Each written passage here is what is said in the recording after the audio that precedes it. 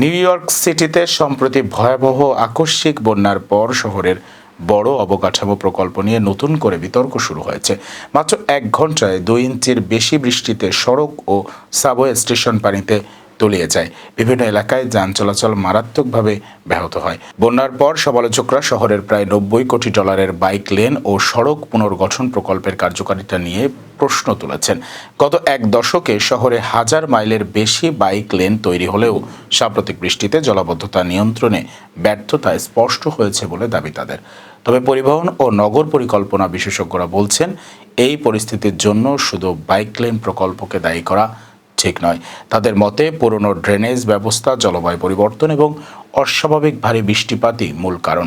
এদিকে নিউ জার্সির কিছু এলাকাতেও বন্যা প্রাণহানির ঘটনা ঘটেছে। শহর জুড়ে এখনও পানি নিষ্কাশন ও পরিষ্কার পরিচ্ছন্নতার কাজ চলছে।